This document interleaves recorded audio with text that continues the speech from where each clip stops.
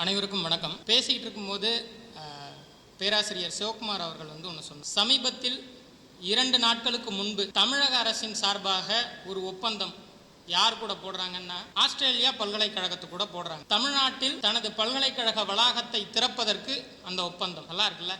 தமிழ்நாட்டில் ஆஸ்திரேலியாக்காரன் நம்ம ஊரில் ஒரு பல்கலைக்கழகத்தை திறக்க போறான்டா அப்படின்னு கேட்கும் போதே பயங்கரமா இருக்குல்ல. சரி, இதுக்கும் நீட்டுக்கும் என்ன சம்பந்தம்? இதை ஏன் பேசுற?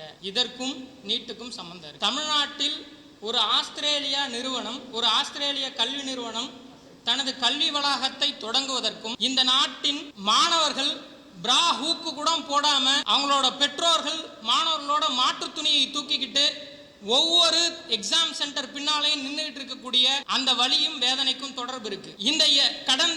இந்த தேர்வு மாற்றி வைக்கப்பட்ட இந்த இடையில் இறந்து போன 21 பேருக்கும் அந்நிய கல்வி நிறுவனங்கள் நமது நாட்டில் கல்வி வளாகத்தை திறப்பதற்கும் ஒரு தொடர்பு இருக்கிறது. அனிதா மரித்து போனதற்கும் இந்த நிறுவனங்கள் நமது நாட்டில் கல்வி வளாகத்தை திறப்பதற்கும் இந்த நீட் எனும் தேர்விற்கும் ஒரு தொடர்பு இருக்கிறது. இந்த நீட் போராட்டத்தில் ஒரு வீரம் செறிந்த போராட்டத்தை நம்ம பார்த்திருக்கோம். மாணவர்கள் மத்தியில் விடாப்பிடியான போராட்டம். பெல்லட் குண்டுகளால் தாக்கப்பட்ட போதும், லத்திகள்ல ஆணிகளை வைத்து அடித்த போதும், போலீஸும் RSS காரங்களையும் வச்சு அடித்த போதும், அதையும் மீறி தலையில் ரத்தங்கள் வழிந்த போதும் அந்த போராட்டத்தை தொடர்ந்து நடத்தினார். இந்த போராட்டத்தில் பங்கு கொண்ட மாணவர்கள் எல்லாம் மருத்துவக் கல்லூரி மாணவர்கள் கிடையாது. எல்லா துறைசார் மாணவர்கள், படிச்சுட்டு வேலை இல்லாமல் இருந்த மாணவர்கள், இப்படி எல்லோரும் மருத்துவக் கல்லூரி மாணவர்கள் மட்டுமல்லாமல் பிற கலை அறிவியல் கல்லூரியா இருக்கட்டும், பொறியியல் துறையாக இருக்கட்டும், கட்டடக்கலை மாணவர்களாக இருக்கட்டும், இப்படி எல்லா மாணவர்களும் இந்த போராட்டத்தில் தங்களை இணைத்துக் கொண்டார்கள். உண்மையில் இந்த நீட் எனும் தேர்வு இந்த மருத்துவக் கல்லூரி மாணவர்களுக்கு மட்டுமானது கிடையாது. தவிர்க்க இயலாமல் இது தெரிந்தோ தெரியாமலோ மாணவர்கள் ஒன்றிணைந்து இதற்கு எதிராக போராடி இருக்கிறார்கள். இந்த நீட்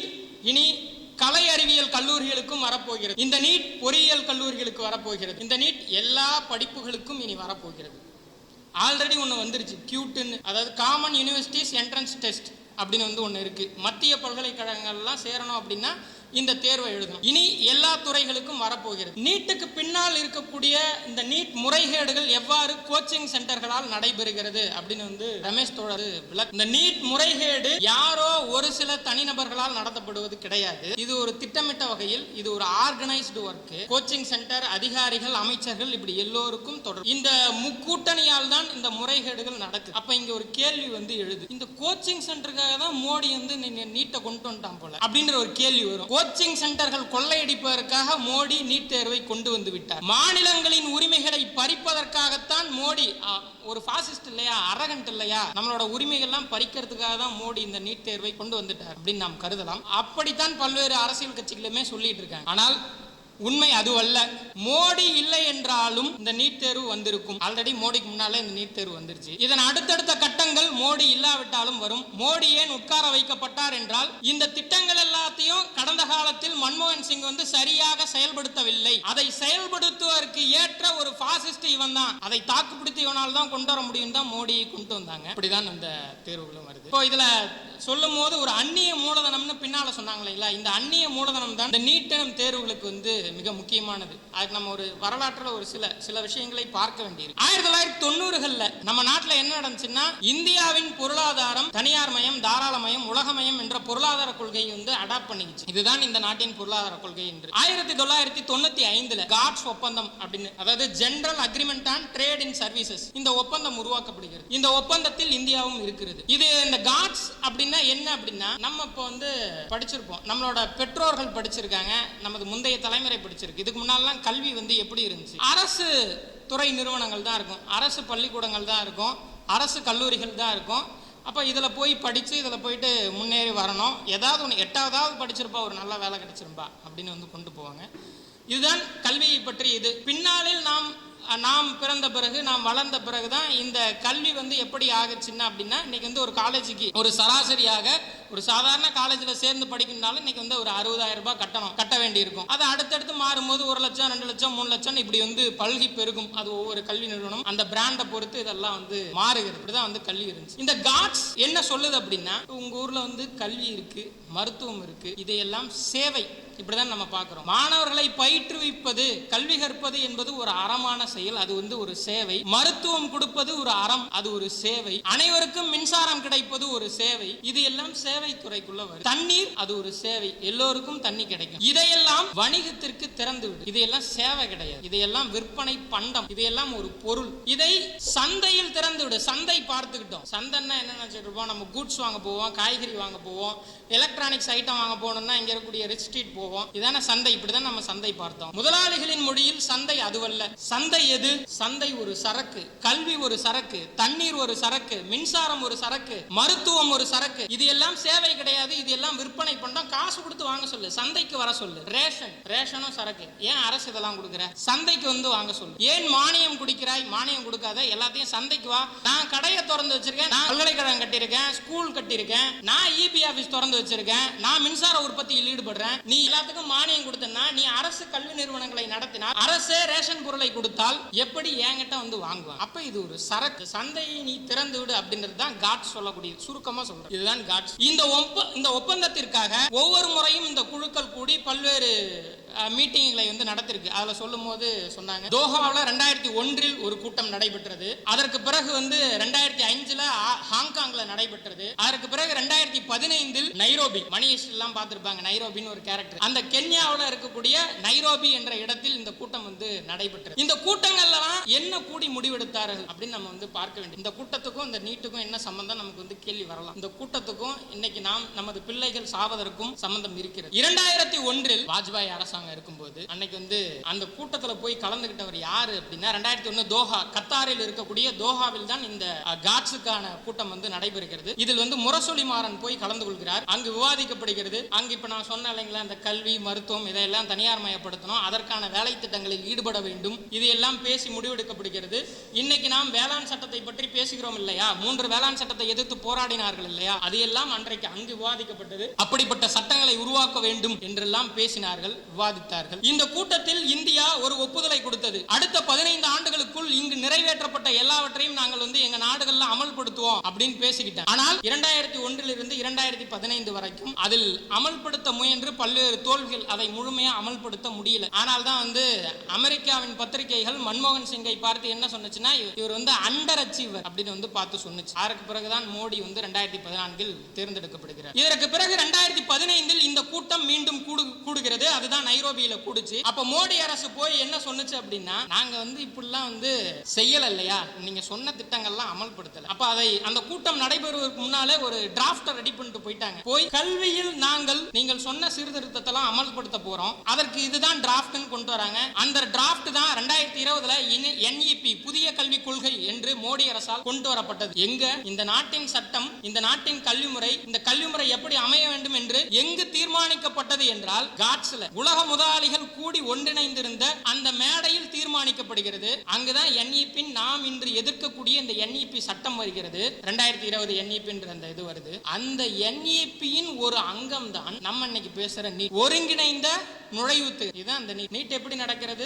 நாடு முழுக்க எல்லோரும் இந்த தேர்வு எழுதணும். அதுல வர மதிப்பின் அடிப்படையில் கல்லூரிகள்ல சேர்க்கப்படுகிறார். ஒரே கல்லூரிகளுக்கும் தனித்தனி தேர்வு கிடையாது. இந்த தேர்வு முறையை தான் NEP சொல்லுது. NEP-ல இது ஒரு அங்கம், இந்த நீட் என்பது ஒரு அங்கம். இப்போ இப்படி கொண்டு வரப்படுகிறது. சரி, ஏன் அப்படி கொண்டு வரணும்? ஏன் அப்படின்ற கேள்வி இங்க மீண்டும் நிக்குது. இதற்கு முன்பு இங்க எப்படி இருந்துச்சு? 12ஆம் வகுப்பு மதிப்பெண் எடுத்தால் அந்த மதிப்பெண் அடிப்படையில் மருத்துவ சீட்டு தமிழ்நாட்டில் இருந்துச்சு. 12ஆம் வகுப்பு மதிப்பெண் அடிப்படையில் பொறியியல் கல்லூரிகளுக்கான சீட் இங்க கவுன்சிலிங். இப்ப கல்லூரிகள் பல்கலைக்கழகத்தில் சேரணும்னா அந்த பல்கலைக்கழகம் ஒரு டெஸ்ட் வைக்கும். அந்த டெஸ்ட்ல பாஸ் பண்ணிட்டு உள்ள போகலாம். இதுதான் ஏற்கனவே இருந்த முறைகள். இப்ப இந்த ஒருங்கிணைந்த தேர்வு முறை நான் சொன்னேன் இல்லைங்களா, நீட் போன்ற ஒருங்கிணைந்த தேர்வு முறைகள். இந்த தேர்வு முறைகள் வேண்டும் என்று யார் கேட்கிறார்கள் என்றால் பன்னாட்டு கல்வி நிறுவனங்கள் கேட்கிறாங்க. நான் சொன்னேன் இல்லைங்களா, காட் எல்லாவற்றையும் சந்தையாக திறந்து விடுன்னு சொன்னுச்சு. அப்படித்தான் கல்வியும் எங்களுக்கு சந்தையாக திறந்து விடுங்கள். இப்படி நீ சந்தையா திறக்கும் போது நான் இன்வெஸ்ட் பண்ணுவேன். நான் இன்வெஸ்ட் பண்ணும்போது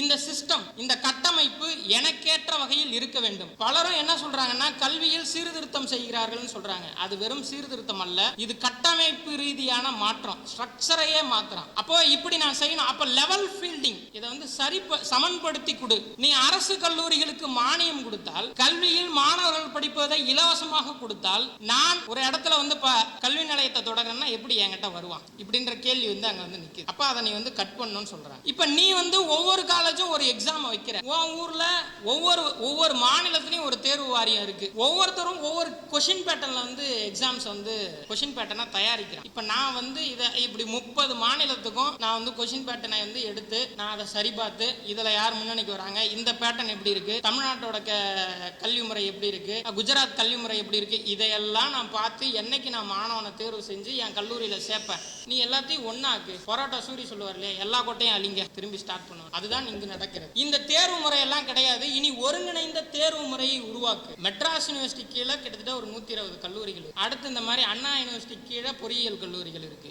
எம்ஜிஆர் யூனிவர்சிட்டி கீழே மருத்துவ கல்லூரிகள் இருக்கு. நீ தேர்வு வைப்ப. நீ தேர்வு வச்சனா எல்லாம் அதுக்கு கட்டுப்படணுமா? நான் எதற்கு வரேன்? இங்க எல்லாரும் என்ன சொல்றாங்க? அந்நிய கல்வி நிறுவனம் வந்தால் நம்ம நாட்டில் கல்வித்தரம் உயரும், மாணவர்கள் இங்கேயே படிக்கலாம்.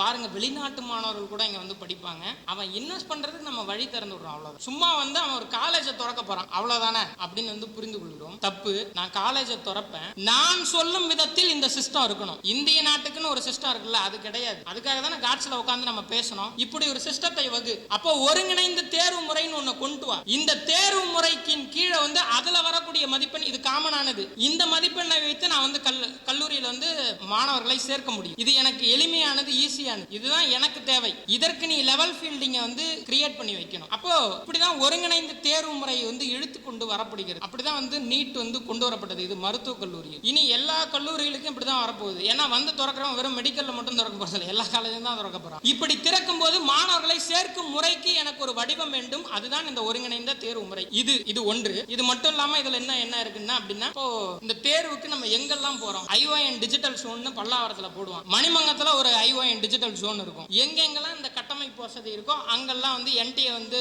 எக்ஸாம் நடத்துவானா, இங்கதான் நம்ம போய் சேர முடியும். எல்லாம் அங்க வந்து குவிஞ்சு நிற்பாங்க. அவன் டைம் ஸ்லாட் படி வெளில நின்று வெயிட் பண்ணி உள்ள போய்கிட்டே இருக்கணும். இதுதான் தேர்வு முறை. இப்போ இவன் வந்து திறந்தான்னா, உதாரணத்துக்கு ஆஸ்திரேலியாவோட யூனிவர்சிட்டி வருது, சவுத்தாம்ப்டன் யூனிவர்சிட்டி வருது. அவன் வந்து இப்போ வந்து காலேஜ் வந்து திறக்கிறான். காலேஜை திறந்து வந்து இப்படி ஒரு என்ட்ரன்ஸ் வைக்கணும். என்ட்ரன்ஸ் வச்சு அதுக்கு ஒரு மென்பொருள் நிறுவனத்தை தேடணும். அங்கே போயிட்டு என்ட்ரன்ஸை நடத்துவதற்கு ஆட்களை போடணும். அதற்கு வாடகைக்கு பிடிக்கணும் அந்த இடத்த. அதுக்கு செக்யூரிட்டி போடணும். கொஸ்டின் ஆன்சரை ரெடி பண்றதுக்கு ஒரு குழுவை போடணும். எக்கச்சக்க வேலை. இதற்கெல்லாம் ஒரு செலவு தொகையாகும். இதெல்லாம் இப்படி கழிச்சு என் காமன் டெஸ்ட் கவர்மெண்டே நீ நடத்து. எனக்கு எதுக்கு இவ்வளவு செலவு? நான் இதுக்கு வந்து திறக்கணும் தான் நீ இவ்வளவு செலவு பண்ண வைக்கணுமா? இதையெல்லாம் நீயே செய். அப்போ காமன் என்ட்ரன்ஸ் டெஸ்ட் நீயே உருவாக்கு. இந்த செலவெல்லாம் என்னால செய்ய. அடுத்து இப்படி இந்த என்ட்ரன்ஸ் டெஸ்ட்ல தரமிக்க யார் முன்னணியில வராங்களோ அவனெல்லாம் நான் கல்லூரிக்குள்ள பிடிச்சி இழுத்துக்குவேன். ஹையர் ரேங்க்ல இருக்கவன் வந்தாதான், அவனை நான் சேர்த்தாதான் என் கல்லூரி என்ன ஆகும், என் கல்லூரி ஒரு பிராண்ட் வேல்யூவா மாறும். பிரீமியம் ஃபீஸா வைக்க முடியும். இதெல்லாம் லாபமானது. நல்லா யோசிச்சு பாருங்க. இந்தியாவுக்குன்னு ஒரு அரசு இருக்கு, இந்தியாவுக்குன்னு கல்வி திட்டம் இருக்குன்னு சொல்றோம். ஆனா இந்திய அரசு கல்லூரி கல்வி நிறுவனங்கள்ல இப்ப சொன்னாங்க, வாத்தியார போடல, இன்ஃப்ராஸ்ட்ரக்சர்ல எவ்வளவு குறைபாடு இருக்கு, இவ்வளவு விஷயங்களை சொன்னாங்க. அதையெல்லாம் இந்திய அரசு வந்து செய்யல. அதற்கு மாறா என்ன செய்யுது? அதற்கு மாறா இவன் கேட்ட காட்ஸ் ஒப்பந்தத்தில் என்ன கையெழுத்திட்டார்களோ அதுபடி ஒருங்கிணைந்த தேர்வு முறை வருகிறது. அதுபடி இந்த தேர்வு முறைக்கு உள்ள வந்துட்டு இந்த கல்லூரிகளுக்கு போய் சேரணும்னா அரசு கல்வி நிறுவனங்கள் சிதைக்கப்பட்டு இருக்க வேண்டும். இதை கான்ஸ்பிரசியா புரிஞ்சுக்காதீங்க. சதி கோட்பாடு மாதிரி அல்ல. இதையெல்லாம் 90களிலேயே திட்டமிடப்பட்டது. அது மெல்ல மெல்ல மெல்ல அமலாக்கப்பட்டு கொண்டு வருகிறது. இதுதான் இந்த திட்டம். இந்த திட்டத்தின் அடிப்படையில் தான் இது செயல்படுகிறது. அப்போ அதற்கேற்ற வகையில் இந்திய கல்வி முறை சிதைக்கப்பட்டாக வேண்டும். ஒரு புள்ளி உரம் சொல்ல வேண்டியிருக்கு. கோத்தாரி கமிஷன் பத்தி பேராசிரியர் சிவகுமார் அவர்கள் வந்து சொல்லும் போது சொன்னார். இந்த கோத்தாரி கமிஷன் 1964-66 காலகட்டத்தில் இந்த கோத்தாரி கமிஷன் வருகிறது. இந்த கோத்தாரி கமிஷன் ஒன்றை வந்து சொல்லுது. அது என்ன அப்படின்னா, அதாவது இந்தியாவின் மொத்த உள்நாட்டு உற்பத்தியில் 6% இந்திய கல்விக்கு வந்து இன்வெஸ்ட் பண்ணணும், பட்ஜெட்ல ஒதுக்கணும் அப்படின்னு வந்து இந்த கோத்தாரி கமிஷன் வந்து சொல்லுது. ஆனால் 90களுக்கு பிறகு 6% சொன்னாங்கல்ல, உண்மையில் அரசு என்ன பண்ணிருக்கணும், அதை விட அதிகப்படியாக இன்வெஸ்ட் பண்ணிருக்கணும். அதற்கு மாறாக என்ன நடக்குது அப்படின்னா, இன்றைக்கு இப்ப நான் பேசிக்கிட்டு இருக்க வரைக்கும் இந்திய அரசு கல்விக்காக எவ்வளவு சதவீதம் ஒதுக்கி இருக்கு தெரியுங்களா? 0.5%க்கும் கீழே, 1% கூட இல்ல. மொத்த உள்நாட்டு உற்பத்தியில் தனது வருவாயில் 0.5%க்கும் கீழே தான் வந்து கல்விக்காக நிதியை ஒதுக்கி இருக்கிறது. 1,38,000 கோடி கடந்த இதுல வந்து இது 0.5% கீழே. ஏன் இப்படி ஒதுக்க வேண்டும்? பன்னாட்டு கல்வி நிறுவனங்கள் இந்த நாட்டிற்கு வர வேண்டும் என்றால் இந்த நாட்டின் கல்வி கட்டமைப்பு சிதைக்கப்பட்டிருக்க வேண்டும். இந்த நாட்டோட கல்வி கட்டமைப்பு வளர்ந்திருந்தால், அரசு கல்லூரிகள்ல பேராசிரியர்கள் இருந்தால், அரசு கல்லூரியோட இன்ஃப்ராஸ்ட்ரக்சர் நல்லா இருந்துச்சுன்னா மாணவர்கள் எங்கு போவார்கள்? இலவச கல்வி கொடுக்கும் இடத்தை நோக்கி தான் மாணவர்கள் நகர்வார்கள். அப்ப நான் இங்க வந்து கடையை திறந்தேன்னா என்கிட்ட எப்படி வருவார்கள்? அப்ப இது சிதைக்கப்பட்டாக வேண்டும். மீண்டும் அவனை இன்வெஸ்ட் பண்ண வைக்கிறதுக்காக வந்து இங்க வந்து இதையெல்லாம் செய்யல. இது அவன் போட்ட உத்தரவு. இந்த உத்தரவை நடைமுறைப்படுத்துவதற்காக தான் மோடி அரசு வந்து இந்த சட்டத்தை வந்து கொண்டு வந்து, இந்த உத்தரவின் பேரில் தான் மோடி அரசு மட்டுமல்ல அதற்கு முந்தைய அரசுகளும் கூட கல்வியை ஒட்டுமொத்தமாக சிதைத்தார்கள். இது கல்வித்துறை மட்டுமல்ல. நான் சொன்னது போல 3 வேளாண் சட்டங்கள் 30 ஆண்டுகளுக்கு முன்பு வாஷிங்டன் டிசியில் இந்த காட் ஒப்பந்தத்துல தான் வந்து நிறைவேற்றப்பட்டது. இதில் பேசப்பட்டதுதான். இந்த சட்டத்தை எதிர்த்து தான் இந்த நாட்டின் விவசாயிகள் போராடினார்கள். நம்ம ஊர்ல சூயஸ், கோயம்புத்தூர்ல, சேலத்துல தண்ணீர் தனியார் மயம் சொல்லி சூயஸுக்கு வந்து சூயஸ் நிறுவனத்துக்கு கொடுத்திருக்காங்க இல்லைங்களா? இந்த தண்ணீரை தனியாருக்கு திறந்து விடு என்பது இந்த காட்ஸ் ஒப்பந்தம் தான். இந்த WTO வேர்ல்டு ட்ரேட் ஆர்கனைசேஷன் சொல்லுவதுதான். இன்னைக்கு இங்க போராடக்கூடிய தூய்மை பணியாளர்கள் போராட்டம், உர்பேசார் சமிட், இது பன்னாட்டு நிறுவனம் தான். நமது திடக்கழிவு மேலாண்மையில் பன்னாட்டு நிறுவனம் தான் ஈடுபடுகிறது. அதையும் தனியாருக்கு திறந்து விடு. இது எல்லாம் முதலாளிகளால், பன்னாட்டு முதலாளிகளால் பேசப்பட்டவைகள். இதையெல்லாம் திறந்து விடு அப்படின்னது. அந்த அடிப்படையில் தான் இந்த நாட்டில் பல்வேறு விஷயங்கள் நடந்து. ஏங்க இந்தியாவுக்கு வரணும்? வேற எங்கேயும் இல்லையா? ஏங்க இந்தியாவுக்கு வரணும் அப்படின்னா பலரும் சொன்னது போல இந்தியாவில் தாலியை அடகு வச்சாவது மாணவரை படிக்க வைக்க வேண்டும்ன்ற ஒரு இது. காட்டை வித்து, வீட்டை வித்து, அடமானத்துக்கு வச்சு, இப்படிதான் இன்னைக்கு இருக்கக்கூடிய கல்வி நிலைமை. குறிப்பாக 2030 இந்திய கல்வி சந்தையின் மதிப்பு 10 லட்சம் கோடிகள் அப்படின்னு முதலாளிகள் வந்து இதை வந்து எஸ்டிமேட் பண்ணி வச்சிருக்காங்க. இந்த 10 லட்சம் கோடிகளை எப்படி கொள்ளையடிப்பது?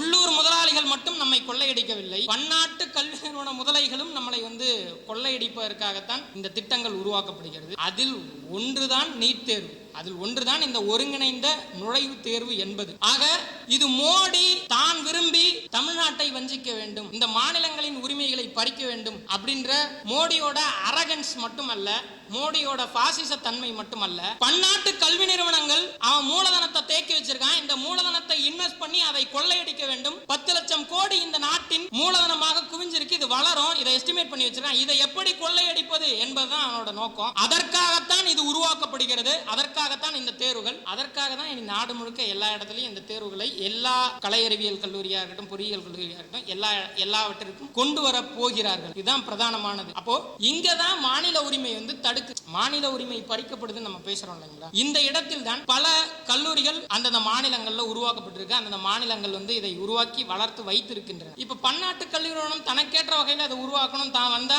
இந்த கல்வி நிறுவனங்கள் இப்படி செயல்பட்டால் அவனால வந்து இன்வெஸ்ட்மெண்ட்டை எடுக்க முடியாது, மாணவர்கள் சேர மாட்டாங்க. அப்ப இதை சிதைக்க வேண்டும், இந்த உரிமைகளை பறிக்க வேண்டும். மாநிலங்களுக்கு இருக்கக்கூடிய உரிமைகள் இங்குதான் பறித்தெடுக்கப்பட வேண்டிய கட்டாயம் அங்கு வருகிறது. ஏன்னா இவன் சொல்றது இது ஒருங்கிணைந்த தேர்வு முறை, ஒருங்கிணைந்த அளவில் இது நிகழ வேண்டும் என்றால் இந்த உரிமைகள் பறித்தெடுக்கப்படும். ஒரு அண்ணா யூனிவர்சிட்டி எக்ஸாம் வச்சு அதற்கு கீழ் செயல்படுவதற்காக நான் வரவில்லை. அண்ணா யூனிவர்சிட்டி டெவலப்மெண்ட் ஆச்சுன்னா என்கிட்ட எப்படி வருவான்? அதை சிதை. அண்ணா யூனிவர்சிட்டிக்கு இருக்கக்கூடிய உரிமைகளை பறி, யூஜிசிக்கு இருக்கக்கூடிய உரிமைகளை பறி, யூஜிசியை கலை. அதற்கு பதிலாக ஒரு ரெகுலேட்டரி பாடியை வந்து உருவாக்கு. எப்படி மின்சாரத்துறையில் மின்சார ஒழுங்குமுறை ஆணையங்கள் என்று கொண்டு வந்தார்களோ அதுபோன்று இதற்கும் கொண்டு வா. இந்த யூஜிசி, ஏஐசிடிஇ இதையெல்லாம் ஒழிச்சுதான் இன்னைக்கு வந்து விக்சித் பாரத் அப்படின்ற ஒரு மசோதாவை மோடி அரசு கொண்டு வந்திருக்கிறது. அதற்காகத்தான் இது கொண்டு வரப்படும். ஒருங்கிணைந்த திட்டத்தின் அங்கங்கள். அப்படிதான் இது வந்து கொண்டு வரப்பட்டிருக்கிறது. அப்ப இந்த இடத்தில் கட்சிகள் சொல்வது போல வெறும் மாநில உரிமை பறிப்பு மட்டுமல்ல, இது இந்த நாட்டின் கல்வியையே ஒட்டுமொத்தமாக பன்னாட்டு மூலதனத்திற்கு திறந்து விடுவது அப்படின்றது தான் பிரதானமானது. உள்ளூர் முதலாளியும் கொள்ளையடிப்பார்கள், பன்னாட்டு முதலாளியும் நம்மை கொள்ளையடிக்க போகிறார்கள். அதற்கான திட்டம் தான் இது. அந்த வடிவம் தான் NEP, புதிய கல்விக் கொள்கை என்பது. ஆனால் தான் சில காலத்திற்கு முன்பு வரைக்கும் இந்த போராட்ட காலத்தில் மிக முக்கியமானதா இருந்தது என்னன்னா, பல்வேறு பேராசிரியர்கள், கல்லூரி மாணவர்கள் போராடினாங்க. அரசு கல்லூரிகள், பல்கலைக்கழகங்களுக்கு 10 ஆண்டு வரைக்கும் தான் நிதி வந்து யூஜிசி கொடுக்கும். அதற்கு மேல என்ன பண்ணிக்கணும்னா நீயே நிதி வருவாயை பெருக்கிக் கொள்ள வேண்டும். எப்படி அரசு கல்வி நிறுவனங்கள் பெருக்கும்? ஆட்டோமேட்டிக்கா மாணவர்கள்ட்ட கல்வி கட்டணத்தை உயர்த்த வேண்டும். அரசு கல்வி நிறுவனம் செல்ஃப் பினான்ஸை தொடங்க வேண்டும். இப்படி பண்ணி தான் உருவாக்க முடியும். இது எதற்காக? இது எதற்காகன்னா அரசு கல்வி நிறுவனங்களை ஒழிச்சு கட்டணும். அகைன் இது இந்த புள்ளியில தான் வந்து நிக்குது. அப்போ நாம் எப்படி பார்த்தாலும், நாம் எந்த ஆங்கிள் பார்த்தாலும் இந்த சந்தையை கைப்பற்றுவதற்காக போடப்பட்ட காட் ஒப்பந்தங்கள், WTO ஒப்பந்தங்கள் தான். இந்த ஒப்பந்தத்தின் வாயிலாகத்தான் இன்றைக்கு நமது கல்வி கடைசரக்காக மாற்றப்பட்டிருக்கிறது. இந்த ஒப்பந்தத்தின் விளைவுதான் இன்னைக்கு 20 மாணவர்கள் செத்து போனது, நீட் முறைகேடுகள் உருவானது. இந்த ஒப்பந்தத்தின் இதுதான் அனிதா செத்து போனது. இந்த ஒப்பந்தத்தின் விளைவுதான் 3 வேளாண் சட்டங்களை எதிர்த்து விவசாயிகள் போராடியது. இந்த ஒப்பந்தத்தின் விளைவுதான் மின்சாரத்துறை தனியார் மயமாக்கல் என்ற நடவடிக்கை நடந்து கொண்டிருப்பது. இந்த ஒப்பந்தத்தின் விளைவுதான் சென்னையில் போராடக்கூடிய தூய்மை பணியாளர்கள் தனியாருக்கு மாத்தாத கவர்மெண்டே எங்களை வந்து இதுன்னு அப்படின்னு சொல்லி நடக்கக்கூடிய போராட்டம். ஆக இது ஒரு தனிப்பட்ட போராட்டம் அல்ல, இது எல்லாவற்றையும் இணைக்கிறது. சேவைத்துறை என்ற ஒன்றே இனி இருக்கக்கூடாது, எல்லாமே தனியாருக்கு திறந்து விடு. இது ஒரு சந்தை, இது ஒரு விற்பனை பொருள், அதை நான் பிடிக்கணும் அப்படின்ற வடிவத்தில் தான். ஆனால் தான் 2023 UGC வந்து 100% 100% அந்நிய மூலதனம் இந்தியாவில், அதாவது கல்வியில் அந்நிய கல்வி நிறுவனங்கள் இந்தியாவில் கல்வி தொடங்குவதற்கு ரெகுலேஷனை உருவாக்குச்சு சட்டப்பூர்வமாக. அந்த வடிவத்தில் தான் இன்னைக்கு வேளச்சேரியில வந்து தமிழ்நாடு விஜய் வந்து இந்த ஒப்பந்தத்தை கையொப்பம் போட்டார் ஆஸ்திரேலியா யூனிவர்சிட்டியோட. இது போன்று பல்வேறு நிறுவனங்கள் வந்து தொடங்கப்பட்டிருக்கு. கிஃப்ட் சிட்டின்னு வந்து அதெல்லாம் சொல்றாங்க. Deccan university, university of Wollongong, university of Southampton, Lancaster university, Coventry university, university of Surrey, இந்த மாதிரி எக்கச்சக்கமாக இருக்குது. இனி அடுத்தடுத்து இப்படி இவர்கள் இந்த நாட்டிற்குள் நுழைய போகிறார்கள். அவர்கள் நுழைவதற்காகத்தான் இது ஏற்படுத்தப்படுகிறது. இதுல நான் இன்னும் ஒண்ணு முக்கியமா சொல்ல மறந்துட்டேன். அது என்னன்னா, இப்படி வரவர்களுக்கெல்லாம், அதாவது இந்த நாட்டுல வந்து நம்ம கல்வி நிறுவனம் தொடங்கி இருக்கோம், நம்ம இந்த நாட்டுல இருக்கோம், நமக்கு சில உரிமைகள் இருக்கும், வெளிநாட்டில் இருந்து வருபவர்களுக்கு சில ரெஸ்ட்ரிக்டட் உரிமைகள் இருக்கும். நீ அப்படியெல்லாம் நடத்தக்கூடாது. காட்ஸ் ஒப்பந்தத்தின் மிக முக்கியமான ஒரு கூறு என்னன்னா, அப்படி நீ நடத்தக்கூடாது. சொந்த நாட்டு பிரஜைக்கு, சொந்த நாட்டு குடிமகனுக்கு எப்படி ஒரு உரிமை இருக்கோ, சொந்த நாட்டு முதலாளிக்கு எப்படி ஒரு உரிமை இருக்கிறதோ, அது போன்ற உரிமையை தான் நீ பன்னாட்டு கல்வி நிறுவனங்களுக்கும் கொடுக்க வேண்டும் அப்படின்றது தான் அதுல வந்து மிக முக்கியமான ஒண்ணு. அதாவது நேஷனல் ட்ரீட்மெண்ட் அப்படின்னு அதை வந்து அவன் சொல்றான். அந்த அடிப்படையில் தான் இவ்வளோ திருத்தங்களையும் அவன் மேற்கொள்றான். இதெல்லாம் அவன் சீர்திருத்தம் சொல்றான். அதாவது போராடுற மாணவர்களை பார்த்து என்ன சொல்றான், நீ எல்லாம் அந்நிய கைக்கூலி, பாகிஸ்தான் கைக்கூலி. இதுக்கு பேர் என்ன? நீட்டே ஒரு அந்நிய சதிதான். நீட் தேர்வே அந்நிய சதிதான். நீ அந்நிய சதியை அமல்படுத்திக் கொண்டு அதற்கு எதிராக போராடும் மாணவர்களை பார்த்து நீ எல்லாம் அந்நிய கைக்கூலின்னு சொல்ற. நாம் இப்படிதான் அவனை பார்த்து முழங்க வேண்டியது. நீ பன்னாட்டு முதலாளிகளின் நலனை இங்கு அமல்படுத்த துடிச்சுக்கிட்டு இருக்க, அதற்காக எங்கள் விவசாயிகளை கொள்ற, அதற்காக விவசாயத்துல சீர்திருத்தம் நீ பேசுற, அதற்காக கல்வித்துறையில சீர்திருத்தம் பேசுற, எல்லாம் அந்நிய நாட்டின் சதி. நீ சொல்றது படி பார்த்தா நீ என்ன பார்த்து இப்படி பேசுறியா, நம்ம அவனை பார்த்து கேட்க வேண்டியது இருக்கு. இதுல ரெண்டாவது நாக்குன்னு நீங்க வந்து கேள்விப்பட்டிருப்பீங்க. அதாவது அக்ரிடியேஷன் கொடுக்கிறது. எல்லா நம்ம கல்லூரிகள் படிக்கும் போது ஒவ்வொரு வருஷமும் வந்து அளவிடுவாங்க. கல்வியின் தரம் எப்படி இருக்கு, குடிநீர் எப்படி இருக்கு, கழிப்பிட வசதி, பேராசிரியர்கள், இப்படி எல்லாத்தையும் அவங்க வந்து அளவிடுவாங்க. இது ஏதோ ஒரு தரத்தின் மாதிரி. பரவாயில்லப்பா, நம்மள வந்து அளவிட்டு நம்மளோட தரம் எப்படி இருக்கு இப்படிலாம் யோசிக்கிறாங்க அப்படின்னு. இந்த அக்ரிடியேஷனை யார் கோர்றா தெரியுங்களா? இதுவும் பன்னாட்டு முதலாளிகள் தான் கோர்றாங்க. ஏன்னா ரேங்கிங் நீ கொடு, ரேங்கிங் கொடுத்தாதானே யார் சிறந்த நிறுவனம்னு தெரியும். அப்ப அப்படி இருந்தாதானே மாணவர்கள் அந்த சிறந்த நிறுவனத்தை நோக்கி நகர்வார்கள். நீ ரேங்கிங் கொடு. அப்போ ஒவ்வொரு ஆண்டும் ரேங்கிங் பண்ணு. இந்த ரேங்கிங் அடிப்படையில் இந்த கல்வி நிறுவனங்கள் சிறந்த நிறுவனங்கள் நீ சொல்லணும். அப்படி பார்த்தா இந்திய நாட்டின் கல்வி நிறுவனங்களை சிதைத்து விட்டு யார் அங்க வந்து திறமையான நிறுவனமாக யார் இருக்க முடியும்? பன்னாட்டு கல்வி நிறுவனங்கள் தான் இருக்க முடியும். அதற்காக தானே இதெல்லாம் வந்து அமல்படுத்துறான். அப்போ இந்த ரேங்கிங் சிஸ்டத்தை அங்க வந்து இதற்காக தான் வைக்கிறான். ஏதோ நமது தரத்தை, பேராசிரியர்கள் தரத்தை அளவிடுவதற்காகலாம் இல்ல. இப்ப நீ இந்த ரேங்கிங் கொடுத்தா நான் வந்து என்னோட கல்வி நிறுவனத்தை நோக்கி நகர்வார்கள். இந்த சந்தையில 10 லட்சம் கோடி என்ன நோக்கி தரலும், அரசு நோக்கி போகாது, அரசு கல்வி நிறுவனங்களை நோக்கி போகாது. அப்ப அதற்கு என்ன பண்ணணும்? இந்த நேஷனல் ட்ரீட்மெண்ட் படி நீ அரசு கல்வி நிறுவனங்களுக்கு மானியங்கள் கொடுக்காத, இன்ஃப்ராஸ்ட்ரக்சரை வளர்த்து விடாத. ஆனால் தான் 10 வருஷத்துக்குள்ளாக 10 வருஷம் வரைக்கும் தான் உனக்கு நிதி உதவி, அதற்கு மேல நீயே திரட்டிக்கொள் அப்படின்னு அரசு சொல்லுது. அதனாலதான் அட்டானமஸ் பாடியா உன்னை மாத்துறேன், எல்லாத்தையும் நீயே செஞ்சுக்கு அப்படின்னு இவர்கள் சொல்லுவது. இதுதான் இந்த நீட்டில் நாம் பார்க்க வேண்டிய முக்கியமானது. நாம் பார்க்க நீட் ஏதோ மோடியின் அரகன்ஸால் கொண்டு வரப்பட்டதல்ல, நீட் ஏதோ மோடியின் அரகன்ஸால் வந்ததல்ல. இந்த நீட்டை அரகண்டாக அமல்படுத்துவதற்காக மோடி கொண்டு வரப்பட்டார். அவ்வளவுதான். அதுதான் இதில் உண்மை. அப்போ இறுதியாக நாம் இதை எதிர்த்து முறியடிக்க வேண்டி இருக்கிறது. நீட்டு இவ்வளவு நாள் நான் நீட்டுக்காக போராடினேன், நாம் கூடி நின்று போராடினால் நீட்டை முறியடிச்சிடலாம் நினைச்சிட்டு இருந்தேன். நீ என்னடா காட்ஸ்ன்ற, பன்னாட்டு முதலாளின்ற, எவனோ வரான்ற, இதை எப்படிப்பா முறியடிக்கிறது சாத்தியமா? ஒரு கேள்வி வந்து நிற்கும். அது இங்க ஒன்றை சொல்ல வேண்டியிருக்கு. இந்திய விடுதலை போராட்டத்தில் மிகப்பெரிய இயக்கமாக காங்கிரஸ் இருந்தது. பல ஆயுதங்களை வைத்திருந்த பிரிட்டிஷ் அரசு காங்கிரஸை கண்டு பயப்படவில்லை. பிரிட்டிஷ் அரசு யாரை கண்டு பயந்தது என்றால் பகத்சிங்கின் தோழர்கள், ஒரு 12 தோழர்கள் உட்பட்ட அந்த HSRA இவர்களை கண்டு பயந்தது. ஒரு 12 பேரை கண்டு பிரிட்டிஷ் அரசு பயந்தது. அதுதான் இங்கே நடந்துச்சு. இந்தியாவில் 140 கோடி மக்கள் இருப்பதாக நாம் பேசுகிறோம். இந்த 140 கோடியில் வெறும் 50,000 மாணவர்கள் நின்று போராடி மோடியை